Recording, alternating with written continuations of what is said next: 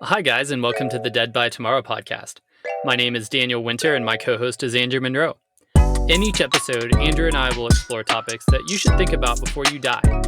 We encourage you to remember that some tomorrow will be your last, so each day could be your final chance to really live. Hey guys, welcome back to Dead by Tomorrow. We are thrilled to have you. On this episode, Daniel and I are going to be talking about momentum. So, with that said, Daniel, do you want to give us a quick definition of momentum? Sure, and I think there are a lot of different definitions of momentum, so there's a decent chance that I turn this question back on you. So when I think about momentum, I think back to my days in physics at Texas A&M and the kind of the engineering weed out classes and think about what that technical definition is, which is mass times velocity. And to make it super simple, it's basically the bigger something is and the faster it's moving, the more momentum it has. So I'm curious, is that what you think of when you think of momentum, or do you have a different definition in mind? So, yes, but because I never took a weed out physics class, part of my major was actually very specifically tailored to avoid any classes like that. A lot of what I chose to do in school was specifically so I didn't have to do any higher math classes, which at this point everybody probably is like, oh yeah, that makes sense.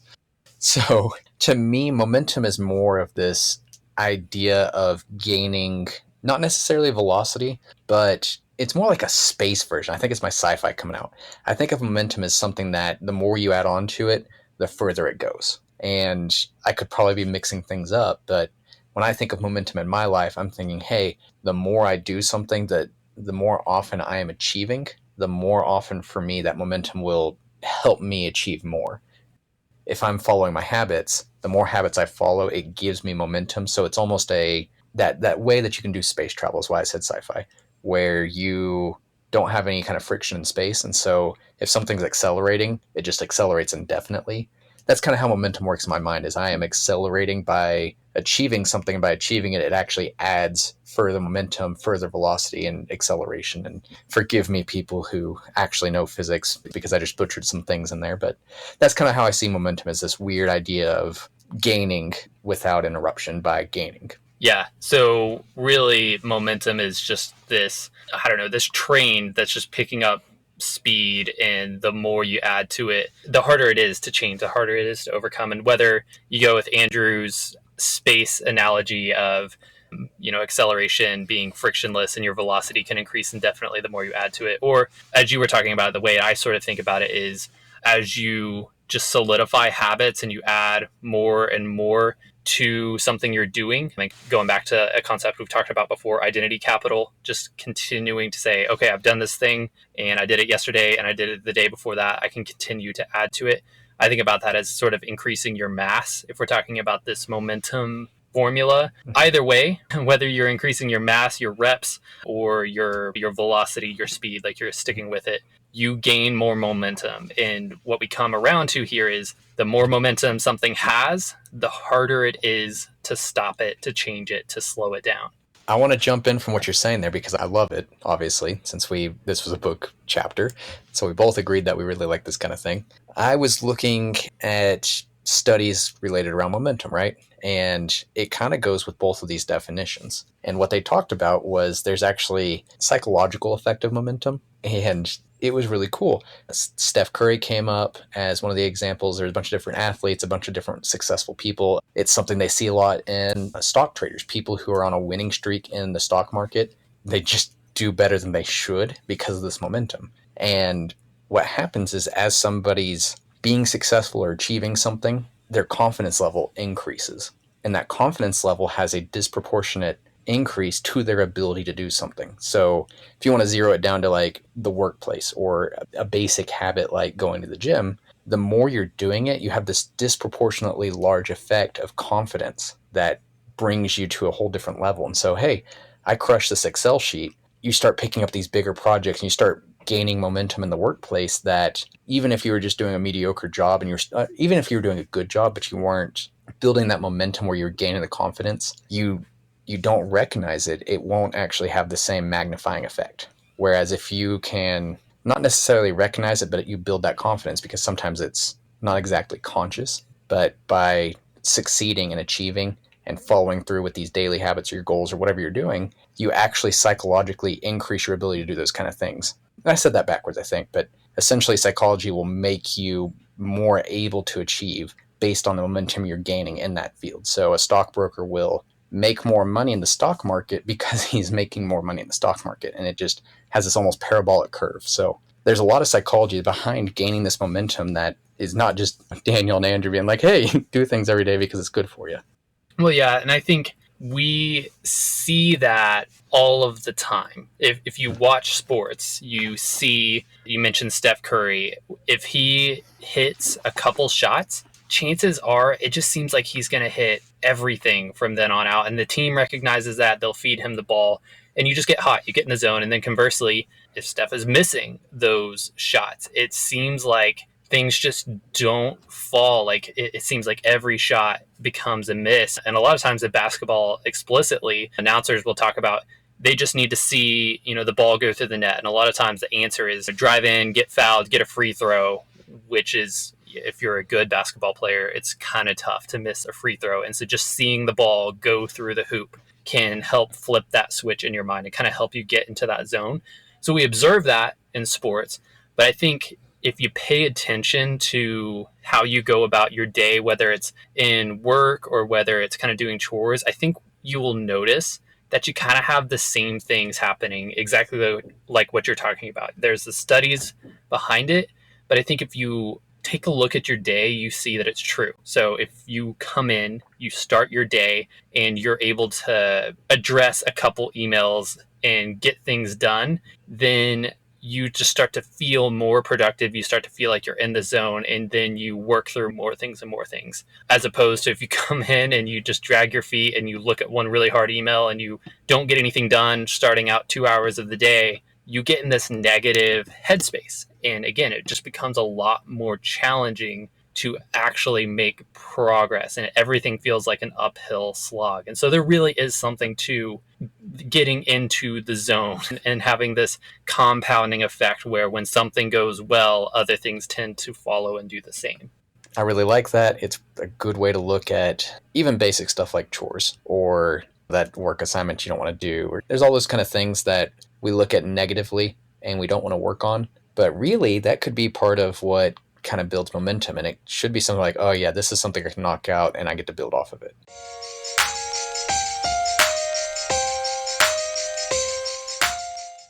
So with that said, what do you find hardest to maintain momentum on? Is there tasks that you're generally like, I don't want to do this every day? Or where would you see that? Yeah, I think a lot of times it's trying to do something I've never done before, or I'm just not sure what the clear path forward is. It's pretty hard for me to get into the zone working on something like that because I may have to sit and think about it for a while to figure it out.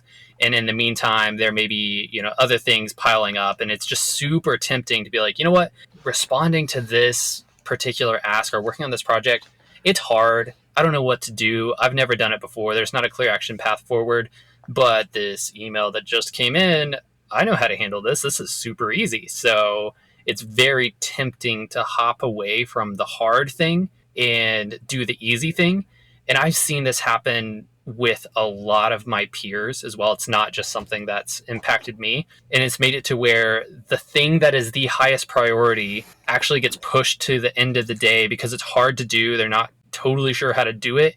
And they just keep doing all of these easier things. And so they're knocking down a bunch of stuff. They're getting a bunch of stuff done, but it's not as high priority. It's not as value adding because it's all these things that are easier to do. And so then it comes back around to, oh, you're not very reliable, you're not taking care of things, you're not prioritizing, but it's because of this just really tough way to get into the zone on something like that, at least for me. I get that. I think the term is eating the frog whenever you're doing that first thing in the morning. I love that, by the way. Also, shout out to Adventure Time. One of my favorite quotes from Adventure Time is exactly what you're talking about, because you're not the only one. Almost everybody doesn't like doing something they haven't done, especially adults. Like, kids are generally okay with it because they're all flexible and malleable and stuff, but like most people in their job, they're like, hey, this isn't what my job title says. Like, I'm not supposed to do this. This isn't something I've done before, so I don't want to do it, or that's not in my job title, notes, however you want to put it, description, so I'm not going to do that. And the shout out to Adventure Time is one of the episodes that is a line that Jake tells to Finn is, the first step at being good at something is being bad at something. And I quote that so much because, and I might have butchered a little bit there, but it is just, it's so spot on because nobody comes out on something and is just amazing at it. It doesn't matter what it is. There's natural talent, but natural talent does not make you naturally good at something before you've tried it. Yeah, I completely agree. So it sounds like for you, you would agree like those are the hardest things to get momentum on. Do you feel like aside from quoting Adventure Time, there are ways that you've found to kind of work around or to maybe cheat a little bit and get yourself into the zone in order to tackle that really tough project or eat the frog, as you said? Well, besides, like left, right, up, down, BA. I hope I got that right. I don't know. I never, what is that, Konami? Or Yeah, the Konami code. Yeah. Which I didn't learn about until long after it was out of style, so I'm just a filthy casual. But for me, getting into the zone is definitely something that I try and work on. We've both read Deep Work, and that is a factor of, or at least what got me to even paying attention into getting into the zone. Getting into the zone for me usually is a ritual, I guess you could say. So if I'm struggling, let's say I'm trying to sit down to write, or I am having trouble doing a task, like I'm building out a campaign or something, I will generally kind of get alone. That's usually the first step, is people interrupting makes getting into the zone very hard. So if I'm around people, maybe I'll put headphones on. And I love the Sugar Sugar song. I don't know why I love that song so much, but it seriously pumps me up. So maybe I'll play that, or I'll play some of these older songs that I have that kind of trigger me thinking like, hey, it's time to get to work. So either silence, one of these kind of pump up songs, trying to get away from people. Generally, I have a cup of coffee or tea as well, because there's something about having a beverage that helps trigger me like, hey, it's time to go. And maybe it's just the years and years of working in coffee shops. Like my mind's like, hey, have 2 sips of coffee, and then like you have to do something for 5 minutes, because that's how I've trained myself over the years. I kind of take those kind of actions, and then at that point, I can usually dig in and get some work done. And I'm usually kind of in the zone. And that's basically how I build a lot of my habits anyways, is trying to stack that kind of thing. Hey, here's your coffee, here's your music or silence or away from people. Generally it's a set time, which obviously with coffee is usually in the morning. So I try and get my into the zone tasks done in the morning. And I just kind of I build it all together and just kind of flow with it. Yeah, I think I do something similar. And just to bring back our sort of mass times velocity definition of momentum, one thing I do is I will try to take care of some of the little things that might distract me. I'll knock out some of that quick stuff, so it's less things to kind of pull me in different directions. Because if you think velocity, that's just speed and direction. And so what I'm trying to do is make sure that the things that I'm knocking out are aligning me to go in the direction that I want to go. So I'll knock out some of those little things. I will definitely have coffee and probably some sort of snack as well that just kind of gives me a little bit of that boost. And then the big thing that I will do is just carve out time, where saying to myself, all right, from this hour to this next hour, I'm going to work on this thing. I'm going to just chunk away at it. Even if it's slow going, even if it's painful, I'm going to only work on this thing, chipping away, kind of adding to that mass, so to speak, of putting me in the right direction. And then what almost always happens is eventually I have that breakthrough where things start to click. I start to get into the zone. I start to feel like my ideas are flowing, and then it feels great. And then I'm able to kind of knock that out. And what I'll do my best to do at that point is protect that time. So maybe I need more than an hour. I'll do my best to move meetings around or go on do not disturb until I can really get something done. Or if I finish that really tough task while I still have that positive momentum, I'll say, oh, what's another tough thing? Let me go ahead and jump in and try to work on that as well. Okay, so something interesting there that I kind of want to see what you do on that. So for me, like where I'm coming from on this is I don't do the little tasks. Like I'm like, oh, I'm going to avoid all these little things. I'm not going to check the emails. I'm not going to mess with the text or the little stuff, because for me that can end up being this like massive time sink that next thing you know it's lunch. Because I'm aiming for mornings. So for you, do you have a set like, hey, I'm only going to do, let's say it's 8 a.m. I'm going to pretend in this hypothetical unless you have specifics. Are you saying I'm only setting aside X amount of time or till X time in the day? And is it the same time that you're doing this? Or are you saying like I'm only checking emails from 8 to 8:30 and then I jump into the deep work stuff? and try and build that. And by deep work, I mean like that intentional, hey, this is a momentous project I want to work on. Here's this kind of thing. And the gym doesn't count here, obviously, because that's like a, hey, Wednesday nights, every night at 5:30 p.m., I'm going to go work out. But in a career sense, are you setting off certain time to not do certain things? Or are you saying like, hey, I can do whatever I want until 10 a.m., and then I'm going down the momentum rabbit hole to make sure that I maintain this project that I'm working on or maintain this goal I'm working on? The way that my day is structured work wise is I have a lot of meetings throughout the day, and I know I'm not going to be able to do a meaningful deep work where I'm focusing on something really complex and challenging. I'm not going to be able to do a task like that in the middle of a meeting. What I tend to do is look at my day and say, okay, you know what, like I've only got 30 minutes, 15 minutes, or 0 minutes between meetings for this block. Like those are times for me to focus on these shallow things, knock those out in those little chunks of time that I've got.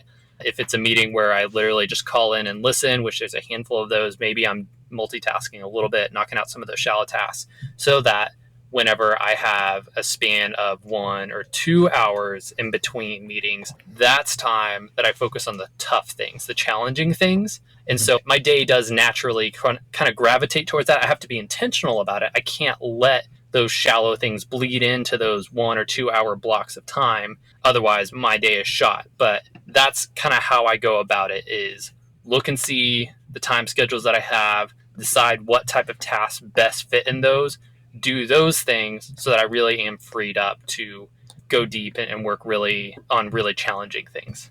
Okay.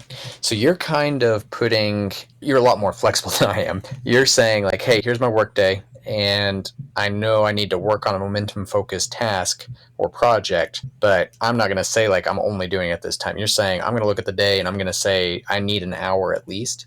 And you're going to find the hour in the day, and that's when it happens instead of saying, like, I'm building in an hour at this time. You're shooting a target at the beginning of the day. I mean, like, hey, there's my spot. I'm going to work on this then because that's my opening. Yeah, that's generally what I'm going to do. Now, that's assuming that I don't have a particular deadline on something. Maybe I need to have that thing done by noon and my meeting is full of morning, or my morning is full of meetings. That changes the game a little bit. I may have to switch up how I approach things. That may look like moving meetings or just having to have a fragmented mind, unfortunately, working 30 minutes there, 30 minutes here. I do my best to avoid that because I know that's not going to be my best work.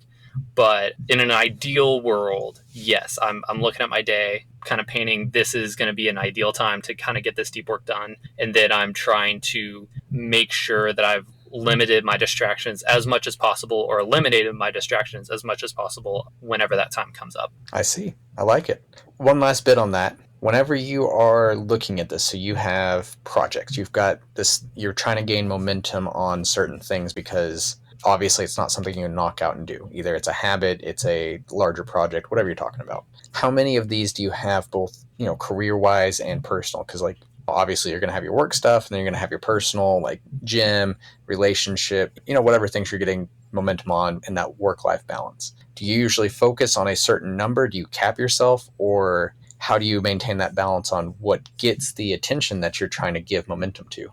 It sort of depends. Like, I would say for relationships, there aren't a ton of things that necessarily require deep work, at least for me. It's more so just showing up and taking care of the little things and all of that. So it's more so not letting there be so many big, like, challenging projects that I have where it's difficult to show up in personal life. It's difficult to spend time with people. And so work definitely has tasks and projects that are big and challenging things. I think at any given time, there are usually 3 or 4 things that I've got that I'm kind of working through that take a lot of thought, but usually they don't all come up at the same time. And then outside of work, it's the podcast. It was the book for a long time. I'm doing I'm on the advisory board for this college certification program. And so I'm going through some coursework for that. So those are kind of the things that take up my time. But I know what the levels of priority are on those things. So my job in terms of deep work things, it takes a higher precedent over advisory board and unfortunately over the podcast as well. And so if my job is keeping me so busy that in order to hit things like the podcast or these advisory board courses, it would mean sacrificing time with my family or just even sacrificing some of that time to relax a little bit, then those are the things that I pull back from first. That's kind of my release valve, my safety valve. You're just building up pressure on the momentum. You're like, hey, I'm not going to cap myself. I'm going to give momentums, all the different projects, all the different things I want to maintain momentum on precedence. But you've got this kind of internal priority list where it's like, hey, if I hit capacity, this is going down. Like, for me, fitness is going to be one of those things like, hey, I might miss one workout, but like I'm going to make it up that week. And that over the week, I'm not going to miss a certain number of workouts. Mm-hmm. I'm not going to miss a certain number of projects at work. Like I might give up, or I might push off somebody saying like, hey, I need help with this. I'm like, hey, I'm already working on 4 things. Go find somebody else to help you. Mm-hmm. Or, the podcast, like, hey, we could be doing a whole bunch of different stuff. It's like, hey, this recording, let's get the episodes up. We don't have to do crazy content creation or whatever it is. So it sounds like you've got a hose, and I probably do the same thing where you've got the hose of, I'm going to give it this much. And if it doesn't fit in this hose, it's getting downgraded on a triage system that you probably have internally. Yeah, for sure. And that's sort of what I do to kind of call timeouts when things are feeling like they're getting away from me, whether it's I'm not making the progress that I need to on a project, or my family is suffering from time away from me, or I'm not hitting the workouts that I need to, or I'm just not in a good mental space. That's what I'm going to do, is sort of reevaluate what can drop, where can I drop it, and just being realistic with whoever I might disappoint, saying, hey, Andrew, like, I got to take a break this week from podcasts. I got a lot of stuff going on, and just being forthright about that and letting you know this is short term. I don't expect this to happen long term. I just need a break this week. Or if I need to say, hey, like, my priorities have shifted. There's been a change in kind of what I've got going on. We need to take more of a long-term break. I'll do that. And I've even done that at work. I've had conversations with my boss of like, hey, I can take this on, but here's kind of what it's going to cost in terms of my work output and my capacity, because I do have other things going on, and it's going to maybe decrease my ability in some of these other areas. And like, if you're okay with this, then yeah, I can take it on. But just setting those expectations are the things that I do to try to keep things from getting away from me. No, that's great. I think being able to do the vulnerable honesty kind of approach, I think everybody understands logically that's the way to go. Like, hey, if someone was just upright, honest with me, like, hey, I can't do this because I have this kind of stuff going on, nobody would be like, hey, I can't believe they did that. I'd much rather they lied to me about something that sounded important, like their grandma died. But whenever it comes to actually talking to somebody else, everybody and their mom's like, you know what, I need to give a more compelling excuse. I need to come up with something, I got in a car wreck, whatever it is. And it's just like, hey, if you just tell somebody like actually what's going on with you, and you just give them the truth, even if it's something dumb, people just respect that more, and it works out way better than all the weird shenanigans that people come up on a daily basis. So I like it.